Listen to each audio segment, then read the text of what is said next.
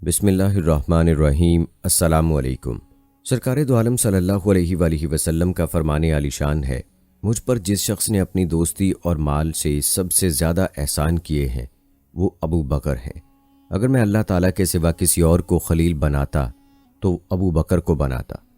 دوستو، سیدنا ابو بکر صدیق رضی اللہ تعالیٰ عنہ کے یار غار ہونے کا تذکرہ تو اکثر ہوتا ہے، لیکن یاد رہے کہ نبی کریم صلی اللہ علیہ وآلہ وسلم اور سیدنا ابو بکر صدیق رضی اللہ تعالیٰ عنہ کی رفاقت نبوت سے پہلے کی تھی، جو تا حیات قائم رہی اور ایسی بے مثال تھی کہ جس کی مثال ملنا مشکل ہے۔ آج کی ویڈیو میں ہم آپ کو نبی کریم صلی اللہ علیہ وآلہ وسلم اور سیدنا ابو بکر صدیق رضی اللہ تعالیٰ عنہ کی بے مثال دوستی کے بارے میں تفصیل بتائیں گے اور آپ رضی اللہ تعالیٰ عنہ کی زندگی کے اہم واقعات بتائیں گے، اور اس کے ساتھ ساتھ آپ کو سیدنا صدیق اکبر رضی اللہ تعالیٰ عنہ کے اوصاف اور سیرت سے بھی آگاہ کریں گے۔ سیدنا ابو بکر صدیق رضی اللہ تعالیٰ عنہ کی زندگی کا یہ تذکرہ آپ کے ایمان کو تازہ کر دے گا، لہٰذا ویڈیو کو آپ نے سکپ نہیں کرنا اور آخر تک لازمی دیکھنا ہے۔ دوستو، آپ کو بتاتے چلیں کہ حضرت ابو بکر صدیق رضی اللہ تعالیٰ عنہ کا سب سے نمایاں اور اہم وصف یہ تھا کہ آپ رسول اللہ صلی اللہ علیہ وآلہ وسلم کی محبت اور اتباع میں فنا ہو چکے تھے، اور آپ مزاج نبوی کو سب سے زیادہ سمجھنے والے تھے۔ ہر موقع پر آپ نے حضرت محمد صلی اللہ علیہ وآلہ وسلم کا ساتھ دیا۔ آپ نے مال، جان، عزت اور منصب کی قربانی دی، تکالیف و مصائب کو خندہ پیشانی سے برداشت کیا، اسلام لانے والے مظلوم غلام صحابہ کرام کو ظالم کافروں سے خرید کر آزاد کیا۔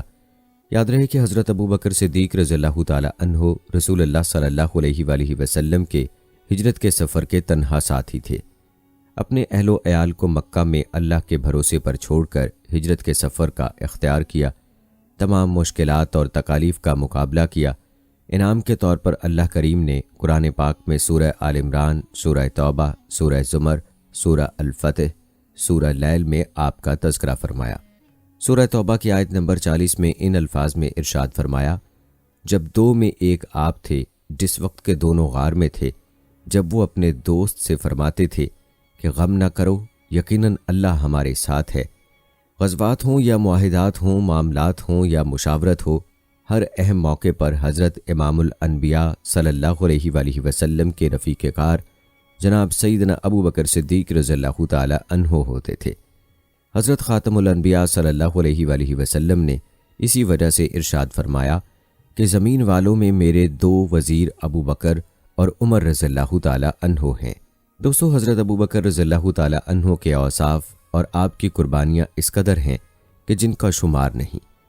نبی کریم صلی اللہ علیہ وآلہ وسلم کی زندگی میں آپ نے ہمیشہ نبی کریم صلی اللہ علیہ وآلہ وسلم کا ساتھ دیا، اور آپ رضی اللہ تعالیٰ عنہ کو پھر ایسا مقام حاصل ہوا کہ تمام انبیاء کے بعد اگر کوئی عظیم ہستی ہے تو وہ آپ رضی اللہ تعالیٰ عنہ کی ہے۔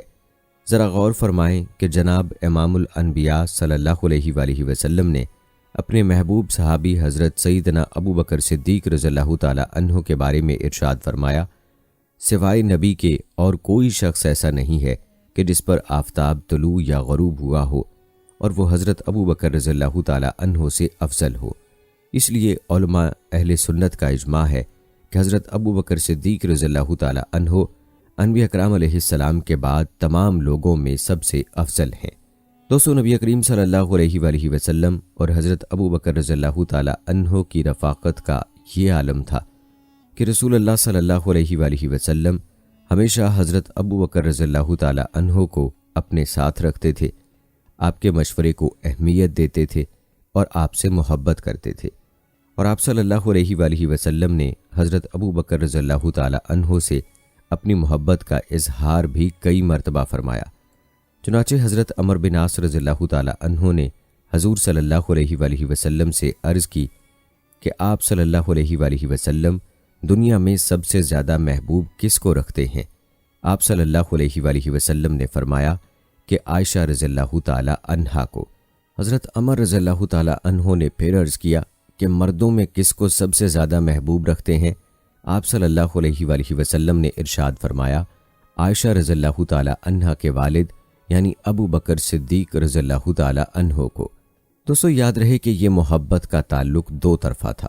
حضرت ابو بکر صدیق رضی اللہ تعالی عنہ کی رسول اللہ صلی اللہ علیہ وآلہ وسلم سے محبت اور عشق بھی اپنی انتہا کو پہنچی ہوئی تھی۔ سب سے پہلے آپ نے نبی کریم صلی اللہ علیہ وآلہ وسلم کی دعوت پر بغیر دلیل کے لبیک کہا۔ کفار مکہ جناب رسول اللہ صلی اللہ علیہ وآلہ وسلم کو گلے میں کپڑا ڈال کر بیت اللہ میں اذیت پہنچا رہے تھے، تو آپ نے ان کو یہ کہتے ہوئے روکا کہ کیا تم ایسے شخص کو اذیت دے رہے ہو جو تمہیں اللہ کے علاوہ باقی معبودوں کی عبادت کرنے سے منع کرتا ہے اور صرف ایک اللہ کی عبادت کی طرف بلاتا ہے؟ یہ کہنا تھا کہ کفار مکہ نے آپ کو اتنا مارا کہ آپ بے ہوش ہو گئے۔ دوستو، حضرت ابو بکر رضی اللہ تعالی عنہ کی رسول اللہ صلی اللہ علیہ وآلہ وسلم کے محبت کی انتہا کا اندازہ اس روایت سے لگائیں کہ ایک دفعہ آپ کے والد محترم ابو قحافہ نے بحالت کفر رسول اللہ صلی اللہ علیہ وآلہ وسلم کو گالی دی۔ آپ رضی اللہ تعالی عنہ اپنے والد کی اس ناپاک جسارت کو برداشت نہ کر سکے اور اپنے والد کو تھپڑ مار دیا، جس پر وہ زمین پر گر گئے۔ رسول اللہ صلی اللہ علیہ وآلہ وسلم کو معلوم ہوا تو آپ صلی اللہ علیہ وآلہ وسلم نے ارشاد فرمایا، اے ابو بکر، آئندہ ایسا نہ کرنا۔ ایک روایت ہے کہ ایک مرتبہ حضرت خاتم الانبیاء صلی اللہ علیہ وآلہ وسلم احد پہاڑ پر سیدنا صدیق اکبر، سیدنا عمر فاروق رضی اللہ تعالی عنہ اور سیدنا عثمان غنی رضی اللہ تعالی عنہ کے ہمراہ موجود تھے۔ پہاڑ لرزنے لگا تو آپ صلی اللہ علیہ وآلہ وسلم نے ارشاد فرمایا، تھم جا، تجھ پر نبی، صدیق اور 2 شہید موجود ہیں۔ اسی طرح ایک موقع پر رسول اللہ صلی اللہ علیہ وآلہ وسلم نے ارشاد فرمایا کہ ابو بکر کے مال نے مجھے جتنا نفع دیا اتنا کسی کے مال نے نہیں دیا۔ اس پر حضرت ابو بکر رضی اللہ تعالی عنہ نے روتے ہوئے عرض کیا، میرے آقا، میں اور میرا مال سب آپ ہی کا ہے۔ دوستو، یہ سیدنا صدیق اکبر رضی اللہ تعالی عنہ کی شان ہے کہ سرکار دو عالم صلی اللہ علیہ وآلہ وسلم نے آپ کو امام ہونے کا حکم فرمایا اور باقی تمام مقتدی تھے۔ روایات بتاتی ہیں کہ جب اسلام کا آفتاب طلوع ہوا، حضرت ابو بکر رضی اللہ تعالی عنہ بغرض تجارت یمن کے سفر پر تھے۔ واپس لوٹے ہی تھے کہ اہل مکہ نے آپ کے گرد گھیرا ڈال دیا اور کہا کہ محمد بن عبداللہ نے دعویٰ کیا ہے کہ وہ اللہ کے پیغمبر ہیں اور ان پر حضرت جبرائیل علیہ السلام وحی لے کر آتے ہیں، اس لیے لوگ بے چینی سے آپ کا انتظار کر رہے ہیں۔ اس بارے میں آپ کی کیا رائے ہے؟ حضرت ابو بکر رضی اللہ تعالی عنہ رسول اللہ صلی اللہ علیہ وآلہ وسلم کے جانثار، تجارتی سفروں کے رفیق اور آپ کی پاکیزہ سیرت و اخلاق کے عینی شاہد تھے۔ اپنی ایمانی بصیرت، دور اندیشی و معاملہ فہمی اور اصابت رائے کی قوت سے حقیقت تک پہنچ گئے۔ در رسالت پر پہنچے، وحی و نبوت سے متعلق آپ صلی اللہ علیہ وآلہ وسلم کی زبان سے سنا اور بغیر کسی حجت کے حلقہ بگوشے اسلام ہو گئے۔ بعض روایتوں میں یہ بھی آتا ہے کہ نبوت ملنے کے بعد حضور صلی اللہ علیہ وآلہ وسلم آپ کے گھر تشریف لے گئے اور اسلام کی دعوت پیش کی، جسے حضرت ابو بکر رضی اللہ تعالی عنہ نے بلا چو چرا قبول کر لیا۔ اس لیے حضور اکرم صلی اللہ علیہ وآلہ وسلم فرمایا کرتے، میں نے جس پر بھی اسلام پیش کیا اس میں کچھ نہ کچھ تردد کا اظہار ضرور پایا، سوائے ابو بکر کے، انہوں نے بلا چون چراں اسلام قبول کر لیا۔ آپ نے ابتدا سے انتہا تک ایسی ثابت قدمی کا مظاہرہ کیا کہ کبھی تو صدیقیت کے خطاب سے نوازا گیا تو کبھی عتیق من النار کا اعزاز بخشا گیا۔ امام ترمذی نے حضرت عائشہ رضی اللہ تعالی عنہا سے ایک روایت نقل کی ہے جس میں حضرت عائشہ رضی اللہ تعالی عنہا فرماتی ہیں کہ ایک روز حضرت ابو بکر رضی اللہ تعالی عنہ حضور صلی اللہ علیہ وآلہ وسلم کے پاس آئے تو حضور صلی اللہ علیہ وآلہ وسلم نے فرمایا، تم اللہ کی جانب سے جہنم کی آگ سے آزاد ہو۔ چنانچہ اسی دن سے آپ کا نام عتیق پڑ گیا۔ دوستو، روایات بتاتی ہیں کہ واقعہ معراج کی اطلاع جب قریش مکہ کو ہوئی تو وہ حضرت ابو بکر رضی اللہ تعالی عنہ کے پاس پہنچے۔ حضرت ابو بکر رضی اللہ تعالی عنہ نے صرف اتنا معلوم کیا کہ کیا واقعی آپ نے یہی بات کہی ہے؟ تو سب نے بیک زبان کہا کہ ہاں۔ تو حضرت ابو بکر رضی اللہ تعالی عنہ نے کہا کہ اگر محمد صلی اللہ علیہ وآلہ وسلم یہ کہتے ہیں تو بالکل سچ کہتے ہیں۔ جب رسول اللہ صلی اللہ علیہ وآلہ وسلم کو یہ معلوم ہوا تو زبان رسالت سے آپ کے لیے صدیق کا لقب عطا ہوا۔ اس کے بعد آپ نے اپنی زندگی کا اصل مشن ہی تبلیغ اسلام کو بنا لیا۔ خواہ اس سلسلے میں کتنا ہی ستایا جاتا، لیکن آپ تھے کہ اسلام کی تبلیغ کے لیے ہر قربانی پیش کر رہے تھے۔ روایت ہے کہ ایک مرتبہ حضور صلی اللہ علیہ وآلہ وسلم بیت اللہ میں نماز پڑھ رہے تھے۔ اتنے میں عقبہ بن ابی معیط آ گیا اور آپ صلی اللہ علیہ وآلہ وسلم کی گردن مبارک میں چادر کا گھیرا ڈال کر بل دینے لگا۔ حضرت ابو بکر صدیق رضی اللہ تعالی عنہ کو جب معلوم ہوا تو دوڑے ہوئے آئے، عقبہ کو پکڑ کر دھکا دیا اور کہا کہ لوگو، کیا تم انہیں اس لیے قتل کرنا چاہتے ہو کہ یہ فرماتے ہیں کہ اللہ ایک ہے؟ دوستو، اگر بات کی جائے سیدنا صدیق اکبر رضی اللہ تعالی عنہ کی تبلیغ کے لیے کوششوں کی، تو آپ نے نبی کریم صلی اللہ علیہ وآلہ وسلم کے ساتھ مل کر اسلام کی تبلیغ کے لیے انتھک کوششیں فرمائیں، اور آپ کی کوششوں سے رفتہ رفتہ اسلام پھیلنے لگا اور ایسے لوگ دائرہ اسلام میں داخل ہونے لگے جو بعد میں چل کر اسلام کے ستون ثابت ہوئے۔ ان سب میں آپ کی بے لوث تبلیغ کا اثر تھا۔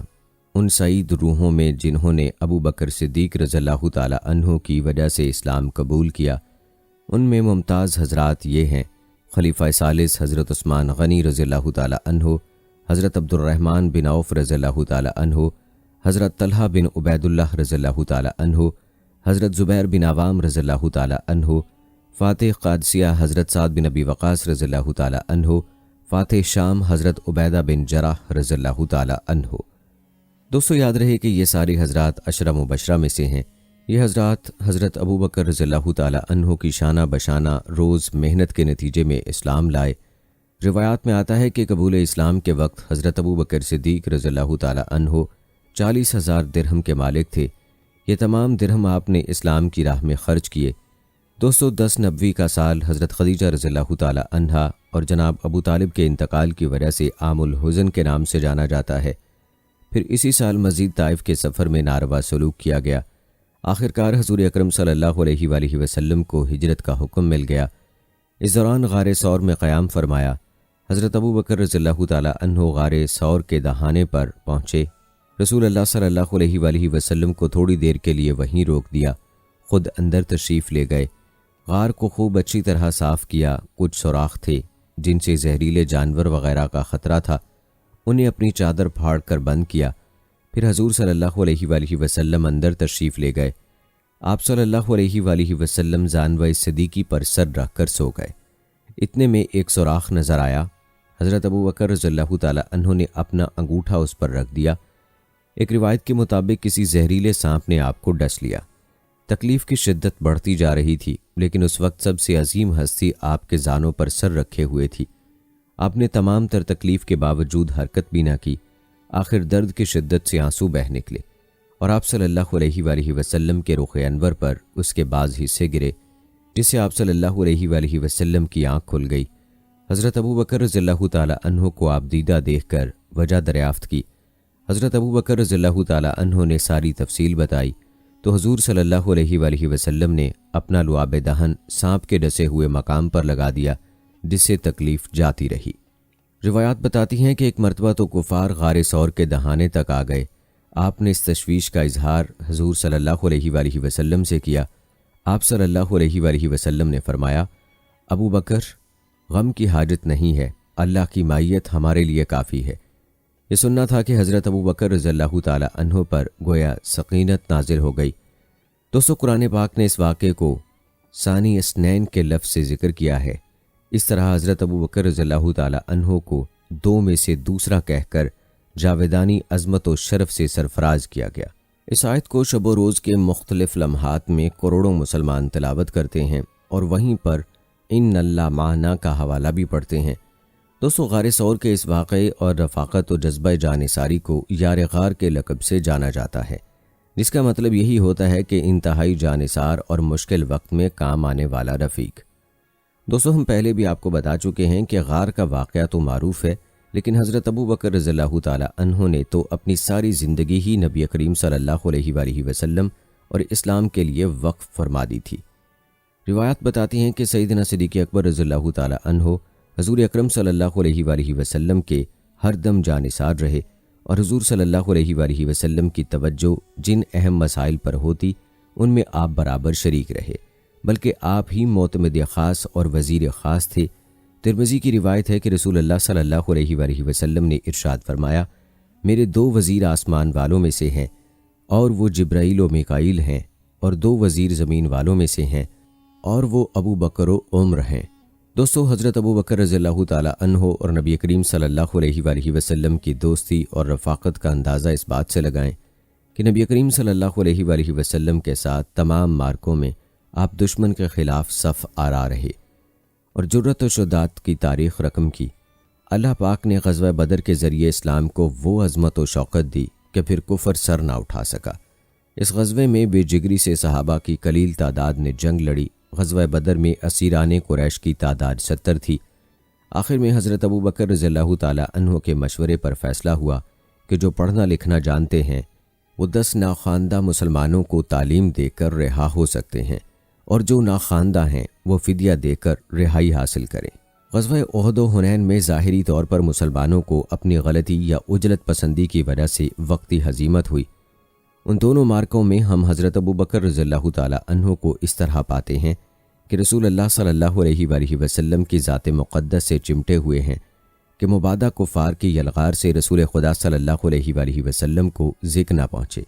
دوستو، یہ سیدنا صدیق اکبر رضی اللہ تعالی عنہ کی نبی کریم صلی اللہ علیہ وآلہ وسلم کے ساتھ عشق و محبت کی چند مثالیں ہیں۔ آپ رضی اللہ تعالی عنہ کی پوری زندگی ہی نبی کریم صلی اللہ علیہ وآلہ وسلم کی رفاقت اور محبت میں گزری ہے۔ یاد رہے کہ جب حج فرض ہوا تو حضور صلی اللہ علیہ وآلہ وسلم نے امیر حج کے لیے حضرت ابو بکر صدیق رضی اللہ تعالی عنہ کا انتخاب کیا اور آپ کو امیر حج بنا کر مکہ روانہ کیا۔ مسلمانوں نے آپ کی امارت میں آزادانہ طور پر مناسک حج ادا کیے۔ 10 ہجری میں اعلان عام ہوا کہ رسول اللہ صلی اللہ علیہ وآلہ وسلم بنفس نفیس حج کے لیے تشریف لے جا رہے ہیں۔ اس تاریخ ساز موقع پر 1 لاکھ سے زائد صحابہ کا مجمع مکہ میں جمع ہوا۔ رسول اللہ صلی اللہ علیہ وآلہ وسلم کا یہ آخری حج تھا، اس لیے اسے حجۃ الوداع کہا جاتا ہے۔ حضور صلی اللہ علیہ وآلہ وسلم نے اس موقع پر کئی واقعی خطبے دیے جن میں دین کے تمام اہم اصولوں کو واضح طور پر بیان کیا۔ اس دوران اللہ تعالیٰ نے نبی کریم صلی اللہ علیہ وآلہ وسلم پر ایک آیت نازل فرمائی۔ حضور صلی اللہ علیہ وآلہ وسلم نے لوگوں کو اس آیت کی خوشخبری سنائی۔ سب خوش تھے لیکن حضرت ابو بکر رضی اللہ تعالی عنہ رو رہے تھے۔ صحابہ کو تعجب تھا کہ یہ تو ایسا موقع نہیں، لیکن آپ صدیقیت کے مقام پر فائز تھے۔ سمجھ رہے تھے کہ دین کی تکمیل کے بعد اب رسول اللہ صلی اللہ علیہ وآلہ وسلم کے اس دار فانی سے رخصت کا وقت آ پہنچا ہے۔ اب اللہ آپ کو اپنے پاس بلانے والا ہے۔ جب دین کی تکمیل ہو گئی تو نبی اکرم صلی اللہ علیہ وآلہ وسلم کا فریضہ نبوت گویا پورا ہو چکا ہے۔ کچھ اشارہ غیبی سے بھی اس طرف متنبع کر دیا گیا، اس لیے آپ صلی اللہ علیہ وآلہ وسلم نے بھی ساری تیاریاں مکمل کر لیں۔ سفر حج سے واپسی پر طبیعت ناساز ہو گئی۔ ابتدائی دنوں میں آپ صلی اللہ علیہ وآلہ وسلم خود تشریف لاتے اور نماز پڑھاتے، لیکن جب نکاحت زیادہ ہو گئی تو حضرت ابو بکر رضی اللہ تعالی عنہ کو حکم دیا کہ وہ نماز پڑھائیں۔ ہر چند کے حضرت ابو بکر رضی اللہ تعالی عنہ رقیق القلب تھے۔ آپ کے لیے رسول اللہ صلی اللہ علیہ وآلہ وسلم کی موجودگی میں امامت کے لیے کھڑا ہونا دشوار تھا، لیکن رسول اللہ صلی اللہ علیہ وآلہ وسلم نے حکم دیا کہ ابو بکر نماز پڑھائیں۔ اس طرح آپ صلی اللہ علیہ وآلہ وسلم کے حیات طیبہ میں ہی رحلت سے قبل نمازوں کی امامت حضرت ابو بکر رضی اللہ تعالی عنہ نے فرمائی۔ دوستو، روایات بتاتی ہیں کہ حضور اکرم صلی اللہ علیہ وآلہ وسلم نے دوران مرض ایک روز افاقہ محسوس کیا تو مسجد تشریف لائے اور ممبر پر تشریف رکھ کر فرمانے لگے کہ اللہ پاک نے ایک بندے کو اختیار دیا کہ وہ چاہے تو دنیا کو اختیار کرے یا پھر آخرت کو ترجیح دے۔ چنانچہ اس بندہ خدا نے آخرت کو ترجیح دی۔ یہ سن کر مجمع میں سے حضرت ابو بکر رضی اللہ تعالی عنہ کی آنکھوں سے زاروں کے تار آنسو بہنے لگے۔ حضور صلی اللہ علیہ وآلہ وسلم نے فرمایا، ابو بکر صبر سے کام لو۔ پھر فرمایا، سب دریچے بند کر دیے جائیں، صرف ابو بکر کا دریچہ کھلا رہے۔ پھر حضرت ابو بکر رضی اللہ تعالی عنہ کے احسانات حضور صلی اللہ علیہ وآلہ وسلم نے گنوائے، جن سے آپ کی عظمت و صداقت اور بلند مقام کا پتہ چلتا ہے۔ لیکن دوستو، افسوس ہے کہ آج سیدنا ابو بکر صدیق رضی اللہ تعالی عنہ کی شان میں گستاخی کی جاتی ہے، ان کے خلاف پروپیگنڈا کیا جاتا ہے، ان کے رتبے کو نقصان پہنچانے کی کوشش کی جاتی ہے۔ لیکن یاد رکھیں، جس کو اللہ تعالیٰ کی طرف سے رتبہ عطا کیا گیا ہو، اس کی شان میں کوئی کتنی ہی گستاخی کیوں نہ کرے، اس کی شان میں کوئی فرق نہیں آتا۔ البتہ ایسے کرنے والے خود کو ہی نقصان پہنچا رہے ہیں اور اپنی دنیا اور آخرت کو خراب کر رہے ہیں۔ دوستو، یاد رکھیں، سیدنا حضرت ابو بکر رضی اللہ تعالی عنہ کی حضرت محمد صلی اللہ علیہ وآلہ وسلم سے دوستی بعثت سے پہلے کی ہے، ابو بکر رضی اللہ تعالیٰ عنہ پہلے مرد تھے جو ایمان لائے۔ خود رسول اللہ صلی اللہ علیہ وآلہ وسلم نے فرمایا، میں نے جس کسی کو اسلام کی دعوت دی اس نے کچھ نہ کچھ ہچکچاہٹ اور پس و پیش ضرور دکھائی سوائے ابو بکر بن قحافہ کے۔ جب میں نے ان کو اسلام کی طرف بلایا انہوں نے تامل کیے بغیر میری آواز پر لبیک کہا۔ دوستو، آپ نے سیدنا ابو بکر صدیق رضی اللہ تعالیٰ عنہ کے چند واقعات ملاحظہ فرمائے جن میں آپ کی نبی کریم صلی اللہ علیہ وآلہ وسلم کے ساتھ رفاقت کا تذکرہ آپ نے ملاحظہ کیا۔ آئیے اب آپ کو حضرت ابو بکر صدیق رضی اللہ تعالیٰ عنہ کی زندگی کے حالات و واقعات بتاتے ہیں اور آپ کی سیرت اور اوصاف پر بھی بات کریں گے، لہٰذا ویڈیو کو اسکپ مت کیجیے گا۔ آپ کو بتاتے چلیں کہ حضرت ابو بکر رضی اللہ تعالیٰ عنہ عامل فیل کے 2.5 برس بعد 572 میں پیدا ہوئے اور نبی کریم صلی اللہ علیہ وآلہ وسلم سے 2.5 سال چھوٹے تھے۔ ان کا تعلق قریش کے قبیلہ بنو تیم بن مرہ سے تھا۔ حضرت ابو بکر رضی اللہ تعالیٰ عنہ کا شجرہ نسب اس طرح ہے: عبداللہ بن عثمان بن عامر بن عمر بن کعب بن سعد بن تیم بن مرہ، اور مرہ ہی پر ان کا شجرہ نبی کریم صلی اللہ علیہ وآلہ وسلم کے شجرے سے جا ملتا ہے۔ کلاب بن مرہ آپ صلی اللہ علیہ وآلہ وسلم کے، جبکہ تیم بن مرہ حضرت ابو بکر رضی اللہ تعالیٰ عنہ کے جد تھے۔ دوستو، حضرت ابو بکر رضی اللہ تعالیٰ عنہ کی والدہ کا نام سلمہ بنت صغر اور کنیت ام خیر تھی۔ بیان کیا جاتا ہے کہ ابو بکر رضی اللہ تعالیٰ عنہ کے کئی بھائی بچپن ہی میں فوت ہو گئے تو ان کی والدہ نے ان کی پیدائش سے پہلے نظر مانی کہ اب اگر لڑکا ہوا تو اس کا نام عبدالکعبہ رکھیں گی۔ ان کے بچپن کا یہ نام قبول اسلام کے بعد بدل کر عبداللہ ہو گیا۔ روایات بتاتی ہیں کہ خون بہا، تاوان اور دیتوں کی رقوم کا تعین کرنا بنو تیم بن مرہ کے سپرد تھا۔ تاوانوں کی رقوم وہی وصول اور جمع کرتے، متعلقہ مقدمات بھی انہی کے سامنے پیش ہوتے اور انہی کا فیصلہ نافذ ہوتا۔ حضرت ابو بکر رضی اللہ تعالیٰ عنہ جوان ہوئے تو یہ خدمت ان کو سونپی گئی۔ اگرچہ عمر بھر حضرت ابو بکر رضی اللہ تعالیٰ عنہ اپنی کنیت سے موسوم کیے جاتے رہے، لیکن اس کنیت کا یقینی سبب معلوم نہیں ہو سکا۔ انہیں جوان اونٹوں کی پرورش اور ان کے علاج معالجے سے دلچسپی تھی، یا شاید ان کا سب سے پہلے اسلام لانا اس کنیت کا سبب بنا۔ آپ کا ایک لقب عتیق بھی ہے اور ہمیشہ سچ بولنے اور واقعہ معراج کی فی الفور تصدیق کرنے کی وجہ سے صدیق کا لقب ملا۔ ان کی رافت و شفقت کی وجہ سے ان کو اواہ بھی کہا جاتا ہے۔ دوستو، روایات بتاتی ہیں کہ سیدنا ابو بکر صدیق رضی اللہ تعالیٰ عنہ کا شباب بے داغ تھا۔ ام القریٰ میں پروان چڑھنے والے ابو بکر رضی اللہ تعالیٰ عنہ اپنے لڑکپن اور جوانی میں اپنے ہم سنوں میں پائے جانے والی برائیوں اور علائشوں سے محفوظ تھے۔ انہوں نے جاہلیت میں بھی کبھی شراب نہ چکھی، حالانکہ ان کے ارد گرد شراب کے رسیا پائے جاتے تھے۔ فکر معاش کی عمر کو پہنچے تو ایک تجارت پیشہ قوم کا فرد ہونے کی بنا پر ان کا میلان تجارت ہی کی طرف ہوا۔ انہوں نے کپڑے کی تجارت شروع کی۔ ایک پرکشش شخصیت اور عمدہ اخلاق کا مالک ہونے کی وجہ سے انہیں غیر معمولی کامیابی حاصل ہوئی۔ جلد ہی ان کا شمار مکہ کے بڑے تاجروں میں ہونے لگا۔ انہوں نے پہلا تجارتی سفر 18 برس کی عمر میں کیا۔ آخری بار مدینہ سے شام کے شہر بصرہ کو گئے۔ ان سفروں کی وجہ سے باہر کے تاجر حضرت ابو بکر رضی اللہ تعالیٰ عنہ کو خوب پہچانتے تھے۔ حضرت ابو بکر رضی اللہ تعالیٰ عنہ بیدار، عقل، بلند نظر اور قلب سلیم رکھتے تھے۔ مکہ کے بہت کم لوگ اس معاملے میں ان کے ہم پلہ تھے۔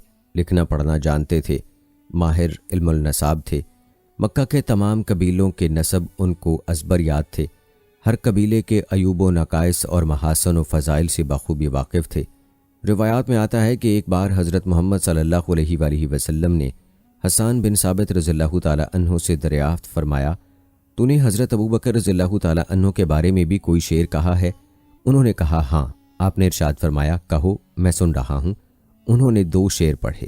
بلند غار یعنی سور میں 2 افراد میں سے دوسرا دشمن اس کے گرد چکر لگا چکا تھا۔ جب وہ اس پہاڑ پر چڑھا، وہ رسول اللہ صلی اللہ علیہ وآلہ وسلم کا پیارا دوست ہے، سب نے جان لیا ہے، دنیا میں کوئی آدمی اس کے برابر نہیں ہے۔ رسول اللہ صلی اللہ علیہ وآلہ وسلم کھل کر مسکرائے، حتیٰ کہ آپ کی داڑھیں نمایاں ہو گئیں۔ دوستو، روایات بتاتی ہیں کہ حضرت ابو بکر رضی اللہ تعالیٰ عنہ کی ایک انفرادیت یہ بھی ہے کہ آپ رسول اللہ صلی اللہ علیہ وآلہ وسلم کے سسر بھی ہیں۔ آپ رضی اللہ تعالیٰ عنہ کی بیٹی حضرت عائشہ صدیقہ رضی اللہ تعالیٰ عنہا حضرت امام الانبیاء صلی اللہ علیہ وآلہ وسلم کی زوجہ محترمہ اور ام المومنین ہیں۔ ایک مرتبہ رسول اللہ صلی اللہ علیہ وآلہ وسلم نے ارشاد فرمایا، میں نے دنیا میں تمام محسنوں کے احسان کا بدلہ اتار دیا، جبکہ صدیق اکبر کے احسانات کا بدلہ اللہ تعالیٰ عطا فرمائیں گے۔ دوستو یاد رکھیں، حضرت ابو بکر صدیق رضی اللہ تعالیٰ عنہ امت میں سب سے بڑے عالم، فقیہ اور مزاج نبوت و شریعت کو جاننے والے تھے۔ یہی وجہ ہے کہ آپ صلی اللہ علیہ وآلہ وسلم نے مرض وصال میں اپنے مصلے پر آپ رضی اللہ تعالیٰ عنہ کو کھڑا کر کے ارشاد فرمایا، امت میں کسی اور کو روا نہیں کہ ابو بکر کے ہوتے ہوئے امامت کروائے۔ آپ مضبوط حواس کے مالک انسان تھے۔ نبی کریم صلی اللہ علیہ وآلہ وسلم کے وصال مبارک کے بعد اضطراب و انتشار کی کیفیت میں جس انداز سے تمام صحابہ کو حوصلہ دیا اور رہنمائی فرمائی، وہ آپ کی سیرت کا روشن باب ہے۔ یقیناً اس وقت امت کو سنبھالنا اور مسلمانوں کے حوصلے کو بلند کرنا آپ کی عالی شخصیت کی عکاسی ہے۔ فتنوں کے اس دور میں ضرورت اس امر کی ہے کہ اگر ہمیں عشق نبی کو سمجھنا ہے تو اس وقت صدیق اکبر رضی اللہ تعالیٰ عنہ کو پڑھنا ہے، سمجھنا اور پھیلانا ہوگا۔ آپ رضی اللہ تعالیٰ عنہ سے محبت ایماندار ہونے کی علامت اور نشانی ہے۔ آپ رضی اللہ تعالیٰ عنہ سے عقیدت عشق رسالت کا ثمرہ ہے، کیونکہ صدق، عشق، محبت، وفا اور قربانی کی انتہا صدیق اکبر رضی اللہ تعالیٰ عنہ ہیں۔ دوستو یاد رہے کہ حضرت ابو بکر رضی اللہ تعالیٰ عنہ کو نبی کریم صلی اللہ علیہ وآلہ وسلم کے دنیا سے پردہ فرما جانے کے بعد حضرت عمر رضی اللہ تعالیٰ عنہ اور دیگر کبار صحابہ کی بیعت کے ذریعے خلیفۃ الرسول مقرر کیا گیا۔ بیعت عامہ کے بعد ابو بکر رضی اللہ تعالیٰ عنہ نے لوگوں سے یوں خطاب کیا، حمد و ثنا کے بعد انہوں نے فرمایا، لوگوں میں تم پر حاکم مقرر کیا گیا ہوں، حالانکہ میں تم میں سے بہتر نہیں ہوں۔ اگر میں اچھا کام کروں تو تم میری مدد کرو، اور اگر برا کام کروں تو مجھے سیدھا کر دو۔ سچائی امانت ہے اور جھوٹ خیانت۔ تم میں سے کم زور میرے نزدیک طاقت والا ہے، حتیٰ کہ میں اسے اس کا حق دلا دوں۔ تم میں سے طاقتور کمزور ہوگا، حتیٰ کہ میں اس سے حق لے لوں۔ کوئی قوم اللہ کی راہ میں جہاد نہیں چھوڑتی مگر اللہ اسے ذلت میں بے یار و مددگار چھوڑ دیتا ہے۔ کسی قوم میں بے حیائی عام نہیں ہوتی مگر اللہ ان میں مصیبتیں عام کر دیتا ہے۔ تب تک میری بات مانو جب تک میں اللہ اور رسول کی اطاعت کروں، اور جب میں اللہ اور رسول کی نافرمانی کروں تو تم پر میری اطاعت واجب نہیں ہوگی۔ اب نماز کے لیے کھڑے ہو جاؤ، اللہ تم پر رحم فرمائے گا۔ دوستو تاریخ گواہ ہے کہ پیغمبر اسلام کی وفات کے بعد عربوں کی بدوی فطرت بیدار ہو گئی۔ وہ مرکز مدینہ سے آزاد ہو کر ارتداد کی تیاریاں کرنے لگے۔ زیادہ دن نہ گزرے کہ حضرت ابو بکر رضی اللہ تعالیٰ عنہ کو امراء کی طرف سے اطلاعات ملنے لگیں کہ باغیوں کے ہاتھوں سلطنت کا امن خطرے میں ہے۔ بعض قبائل تو صریح مرتد ہو گئے، جبکہ دوسروں نے زکوٰۃ ادا کرنے سے انکار کر دیا۔ مدینے کے نواح میں بسنے والے قبیلوں ابس، زیبان، بنو کنانہ، غطفان اور فزارہ نے موقف اختیار کیا کہ زکوٰۃ جزیہ کی مانند ہے، یہ خاص نبی کے لیے تھی، اہل مدینہ اس سے طلب کرنے کا حق نہیں رکھتے۔ ان حالات میں جبکہ مدینہ کے بیشتر افراد جیش اسامہ کے ساتھ جا چکے تھے، حضرت ابو بکر کی شورا میں یہ رائے اکثر اختیار کی گئی کہ منکرین زکوٰۃ سے جنگ نہ کی جائے۔ عمر رضی اللہ تعالیٰ عنہ نے کہا، ہم ان لوگوں سے کیسے لڑ سکتے ہیں جو کلمہ گو ہیں؟ حضرت ابو بکر رضی اللہ تعالیٰ عنہ نے کہا، باخدا میں صلاۃ اور زکوٰۃ میں فرق کرنے والوں سے ضرور لڑوں گا۔ اگر یہ مجھے ایک رسی بھی دینے سے انکار کریں جو وہ رسول اللہ صلی اللہ علیہ وآلہ وسلم کے زمانے میں ادا کیا کرتے تھے تو میں ان سے جنگ کروں گا۔ بنو اسد میں طلیحہ، بنو تمیم میں سجاح اور بنو یمامہ میں مسلمہ کذاب نے نبوت کا دعویٰ کیا۔ لقیط بن مالک عمان میں اور اسود انشی یمن میں شورش کے ذمہ دار تھے۔ اسود نامی کاہن جنوبی یمن میں رہتا تھا۔ شعبدہ بازی کرتے کرتے اس نے نبوت کا دعویٰ کر دیا اور اپنا لقب رحمان الیمن رکھا۔ ان مرتدین سے جنگ کرنے سے پہلے حضرت ابو بکر صدیق رضی اللہ تعالیٰ عنہ نے ان کو خطوط ارسال کیے۔ انہوں نے لکھا، رسول اللہ بشارت و انذار کا کام مکمل کر چکے تو انہیں اللہ نے اپنے پاس بلا لیا۔ اب تم میں سے جو لوگ جہالت کے باعث اسلام سے پھر گئے ہیں، اگر وہ اپنی دین مخالف سرگرمیوں سے باز آ گئے تو ان کی جان بخشی کر دی جائے گی۔ جو آمادہ فساد ہوں گے ان سے جنگ کی جائے گی، ان کو بری طرح قتل کر کے ان کی عورتوں اور بچوں کو قیدی بنا لیا جائے گا۔ ان کا اذان دینا ان کے اسلام کی علامت سمجھا جائے گا۔ بہت سے مرتدین نے اسلام کی طرف رجوع کر لیا، اور جو جنگ پر آمادہ رہے حضرت ابو بکر رضی اللہ تعالیٰ عنہ نے ان کی سرکوبی فرمائی۔ دوستو سیدنا حضرت ابو بکر رضی اللہ تعالیٰ عنہ کا ایک اور عظیم وصف یہ بھی ہے کہ آپ کو محافظ قرآن ہونے کا شرف بھی حاصل ہوا۔ روایات بتاتی ہیں کہ جنگ یمامہ میں 1200 مسلمان شہید ہوئے، ان میں سے 39 صحابہ حفاظ قرآن تھے۔ ابھی ایران اور روم کے ساتھ جنگوں کا سلسلہ جاری تھا۔ حضرت عمر نے یہ سوچ کر کہ کہیں زیادہ تعداد میں حفاظ شہید ہونے سے قرآن کا متن غیر محفوظ نہ ہو جائے، ابو بکر رضی اللہ تعالیٰ عنہ کو مشورہ دیا قرآن کو اکٹھا کر لیا جائے۔ ان کا جواب تھا، تم ایک کام کیسے کر سکتے ہو جو رسول اللہ صلی اللہ علیہ وآلہ وسلم نے نہیں کیا۔ عمر رضی اللہ تعالیٰ عنہ نے اس موضوع پر حضرت ابو بکر رضی اللہ تعالیٰ عنہ سے کئی بار گفتگو کی تو وہ قائل ہو گئے اور عمر رضی اللہ تعالیٰ عنہ کی رائے پر عمل کرنے کا فیصلہ کر لیا۔ پھر آخری سالوں میں نبی کریم صلی اللہ علیہ وآلہ وسلم سے پورا قرآن سیکھنے والے صحابی زید بن ثابت کو بلا کر کہا، تم رسول اللہ صلی اللہ علیہ وآلہ وسلم کو وحی لکھ کر دیا کرتے تھے، اب ہر جگہ سے معلوم کر کے قرآن مجید جمع کرو۔ چنانچہ زید نے کھجور کی چھالوں، چمڑے کے ٹکڑوں، بکری کے شانے کی ہڈیوں اور سفید پتھر کے ٹکڑوں پر تحریر آیات اکٹھی کیں اور حفاظ سے رجوع کیا۔ اس کوشش کے بعد قرآن چمڑے پر یا اس زمانے کے کاغذ پر تحریر ہو کر یکجا ہوا تو ابو بکر رضی اللہ تعالیٰ عنہ کے پاس رکھوا دیا گیا۔ ان کے وصال کے بعد یہ عمر رضی اللہ تعالیٰ عنہ کے پاس رہا، پھر ام المومنین حفصہ بنت عمر کے پاس آ گیا۔ آپ کو بتاتے چلیں کہ بعض ایسی روایات بھی موجود ہیں کہ جمع قرآن کا کارنامہ خلافت فاروقی میں انجام پایا، لیکن اگر بخاری کی اس روایت کو ترجیح دی جائے تو ممکن ہے کہ جمع قرآن کا بیشتر کام خلیفہ اول کے زمانے میں ہوا ہے اور دوسرے خلیفہ راشد کے عہد میں اسے اس مصحف کی حتمی شکل دی گئی ہو جو ان کی شہادت کے بعد سیدہ حفصہ کے پاس آ گیا۔ یاد رہے کہ آج قرآن مجید جس ترتیب سے تلاوت کیا جاتا ہے یہ وہی ترتیب ہے جو نبی کریم صلی اللہ علیہ وآلہ وسلم نے صحابہ کو تلقین فرمائی اور عہد صدیقی میں اس کی تدوین ہوئی۔ ابو بکر رضی اللہ تعالیٰ عنہ نے قرآن کی آیات اور صورتیں ترتیب دینے میں اپنی رائے سے کام نہ لیا، جیسا کہ مستشرقین اور بعض مسلمان مورخین کا خیال ہے۔ قرآن کی ترتیب تو توفیقی تھی۔ ابو بکر رضی اللہ تعالیٰ عنہ کے حکم سے محض اس کے متن کو اس طرح ضبط تحریر میں لایا گیا جس طرح نبی کریم صلی اللہ علیہ وآلہ وسلم حفاظ صحابہ کو تلقین فرماتے تھے۔ خلیفہ ثالث عثمان رضی اللہ تعالیٰ عنہ نے ابو بکر رضی اللہ تعالیٰ عنہ کے مصحف ہی کو سامنے رکھ کر متن میں قراتوں کے اختلاف کو طے کیا، یوں یہ مصحف عثمانی کہلایا۔ دوستو خلاصہ کلام یہ ہے کہ حضرت ابو بکر رضی اللہ تعالیٰ عنہ پیغمبر صلی اللہ علیہ وآلہ وسلم کے بعد ملت اسلامیہ کے لیے اہم ترین مقام رکھتے ہیں۔ یہ بات اس وقت کے کفار خوب جانتے تھے اور آج کے مسلمان اور منکر سبھی اس بات سے واقف ہیں۔ دوستو صحیح بخاری کی روایت ہے کہ غزوہ احد میں ابو سفیان نے میدان جنگ خالی دیکھا تو پہاڑی پر چڑھ کر پکارا، کیا محمد موجود ہیں؟ جب اسے جواب نہ ملا تو 3 بار حضرت ابو بکر رضی اللہ تعالیٰ عنہ کا نام لیا، کیونکہ اسے معلوم تھا کہ دوسری پوزیشن انہی کی ہے۔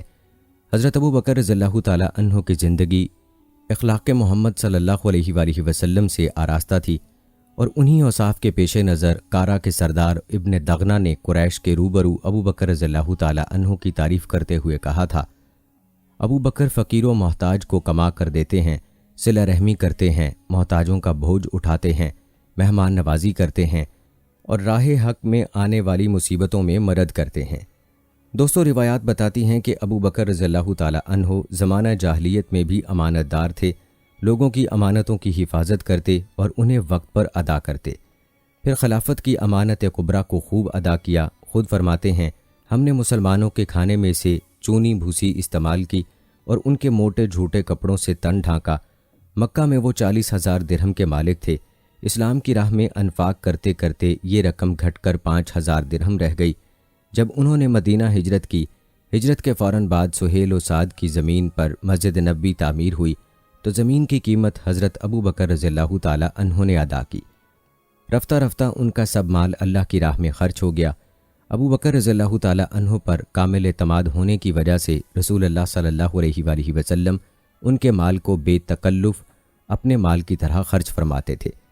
دوستو یہ ایک واضح حقیقت ہے کہ کوئی اور انسان اس قدر بوجھ اٹھانے کی طاقت نہ رکھتا تھا جو سیدنا ابو بکر صدیق رضی اللہ تعالیٰ عنہ کو اپنے دور خلافت میں اٹھانا پڑا۔ سیدہ عائشہ رضی اللہ تعالیٰ عنہا اور عبد الرحمن بن ابو بکر رضی اللہ تعالیٰ عنہ کا بیان ہے کہ 7 جمادی الثانی 13 ہجری کو ہوا سرد تھی۔ ابو بکر رضی اللہ تعالیٰ عنہ نے غسل کر لیا تو ان کو بخار چڑھنا شروع ہو گیا۔ ایسے بیمار ہوئے کہ مسجد نہ جا سکتے تھے، چنانچہ عمر رضی اللہ تعالیٰ عنہ کو نماز پڑھانے کا کہا۔ شدت مرض میں ابو بکر رضی اللہ تعالیٰ عنہ کو طبیب بلانے کا کہا گیا تو ان کا جواب تھا، طبیب نے دیکھ لیا ہے۔ لوگوں نے حیرت سے پوچھا کہ اس نے کیا کہا؟ حضرت ابو بکر رضی اللہ تعالیٰ عنہ نے بتایا کہ وہ کہتا ہے، میں جو چاہوں کر ڈالتا ہوں۔ سیوطی کہتے ہیں ابو بکر رضی اللہ تعالیٰ عنہ نبی کریم صلی اللہ علیہ وآلہ وسلم کے وصال کے صدمے سے گھلتے رہے حتیٰ کہ ان کا وصال ہو گیا۔ روایات میں آتا ہے کہ صلح حدیبیہ کے موقع پر قریش کے سفیر عروہ بن مسعود نے نبی کریم صلی اللہ علیہ وآلہ وسلم سے مخاطب ہو کر کہا کہ اے محمد صلی اللہ علیہ وآلہ وسلم، یہ جو تمہارے ارد گرد بھیڑ ہے، اگر تم پر کوئی نازک وقت آیا تو تمہاری حمایت کا دم بھرنے والے آنن فانن چھوڑ کر بھاگ جائیں گے۔ پاس حضرت ابو بکر صدیق رضی اللہ تعالیٰ عنہ کھڑے تھے۔ سراپا جلال ہو کر کہا کہ ہم اور رسول صلی اللہ علیہ وآلہ وسلم کو چھوڑ کر بھاگ جائیں گے؟ جا اپنا کام کر، اور خوب ان کی کلاس لی۔ اس طرح نبی کریم صلی اللہ علیہ وآلہ وسلم کے وصال فرمانے کے بعد حضرت اسامہ بن زید رضی اللہ تعالیٰ عنہ کے لشکر کی روانگی کا مسئلہ بنا، کیونکہ اس وقت تمام عرب میں ارتداد کا فتنہ کھڑا ہو گیا تھا۔ تب کچھ صحابہ کرام رضوان اللہ مجمعین چاہتے تھے اس مہم کی روانگی ملتوی کر دی جائے، تو حضرت ابو بکر صدیق رضی اللہ تعالیٰ عنہ نے فرمایا، قسم ہے اس ذات کی جس کے قبضہ قدرت میں ابو بکر صدیق کی جان ہے، اگر مجھے جنگل کے درندے اٹھا کر لے جائیں تب بھی میں جیش اسامہ کو روانہ کر کے رہوں گا، کیونکہ اسے خود نبی کریم صلی اللہ علیہ وآلہ وسلم نے روانہ ہونے کا حکم دیا تھا۔ اگر مدینے میں میرے سوا کوئی بھی متنفس باقی نہ رہے تو بھی حضور اکرم صلی اللہ علیہ وآلہ وسلم کے حکم کی تعمیل ہو کر رہے گی۔ دوستو، یاد رہے کہ حضرت ابو بکر صدیق رضی اللہ تعالیٰ عنہ نبی کریم صلی اللہ علیہ وآلہ وسلم سے بے پناہ محبت اور عقیدت کی بنا پر جس قدر ادب و احترام کرتے تھے، وہ بھی اپنی مثال آپ تھا۔ ہمیشہ دھیمی آواز میں گفتگو کرتے تھے اور بات بات میں کہتے تھے، اے اللہ کے رسول، میرے ماں باپ آپ پر قربان۔ سفر میں حضور اکرم صلی اللہ علیہ وآلہ وسلم کے ہم رکاب ہوتے تو آپ کے آرام و راحت کا خیال رکھتے، اور آپ استراحت فرما ہوتے تو آپ کو سوتے سے جگاتے نہ تھے جب تک کہ رسالت مآب صلی اللہ علیہ وآلہ وسلم خود نیند سے بیدار نہ ہو جاتے۔ سفر ہجرت میں ایک مقام پر حضور اکرم صلی اللہ علیہ وآلہ وسلم کو سوتا چھوڑ کر دودھ کی تلاش میں نکلے۔ جب واپس ہوئے تو خود بیان فرماتے ہیں کہ میں نے آپ کو جگانا مناسب نہ سمجھا۔ سفر ہجرت کے واقعے میں قباء آتے ہوئے جب حضور اکرم صلی اللہ علیہ وآلہ وسلم پر دھوپ پڑنے لگی تو آپ کو دھوپ سے بچانے کے لیے چادر تان کر کھڑے ہو گئے۔ دوستو، سیدنا صدیق اکبر رضی اللہ تعالیٰ عنہ کے انہی اوصاف اور نبی کریم صلی اللہ علیہ وآلہ وسلم کے ساتھ محبت کو لے کر یہ کہا جاتا ہے کہ نبی کریم صلی اللہ علیہ وآلہ وسلم اور صدیق اکبر رضی اللہ تعالیٰ عنہ کی دوستی کی مثال تلاش کرنے سے نہیں ملتی۔ یاد رہے کہ آپ نبی کریم صلی اللہ علیہ وآلہ وسلم کی حیات میں بھی رفیق تھے، روضہ مبارک میں بھی آپ کو رفاقت حاصل ہے، اور جنت میں بھی آپ نبی کریم صلی اللہ علیہ وآلہ وسلم کے رفیق ہوں گے انشاءاللہ۔ دوستو، غار ثور کا یہ واقعہ حضرت عمر رضی اللہ تعالیٰ عنہ نے یوں نقل کیا ہے۔